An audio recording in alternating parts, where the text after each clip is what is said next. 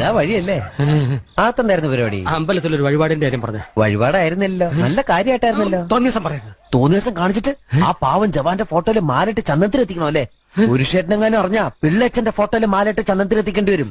വീട്ടിൽ വെച്ച് ചതറിക്കും.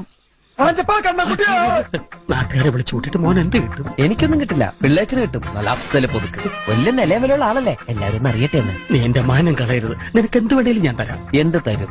എന്ത് വേണം? അച്ഛന്റെ കയ്യിൽ നിന്ന് കള്ളക്കണക്കെഴുതി വാങ്ങിച്ച കുരുടിമുക്കിൽ 25 സെന്റ് സ്ഥലം. അയ്യോ മാധവ, അത് അയ്യോ മാധവ, അത് എഴുതി തരൊന്നും വേണ്ട. അവിടെ ഇത്തവണ എനിക്ക് വിത്തറക്കണം. അതെന്റെ ഒരു മോഹം. ഞാൻ പടാവല വിട്ടിരിക്കുക. ആയിക്കോട്ടെ, അത് വിറ്റ് കഴിഞ്ഞാൽ എനിക്ക് വിത്തറക്കാലോ. ഇറക്കാം. ഉറപ്പാടാം. പോകാൻ വരട്ടെ. ഇതൊക്കെ മറക്കാതിരിക്കാൻ ഞാനൊന്നും കൂടെ തന്നാലോ? വേണ്ട, ആരും കാണൂല. വേണ്ടെന്നേ. എന്നാ ചാടിക്കോ മോനെ. ഇന്ന് നീ അവിടെ കക്കാൻ കയറരുത്. ഇന്ന് അവിടുന്ന് എന്തെങ്കിലും പോയാൽ നാളെ എന്റെ തലയിലാവും. ഓ, എന്നാ മറ്റന്നാളാവാം. അതിന്റെ പിറ്റേന്ന് എന്റെ തലയിലാവും.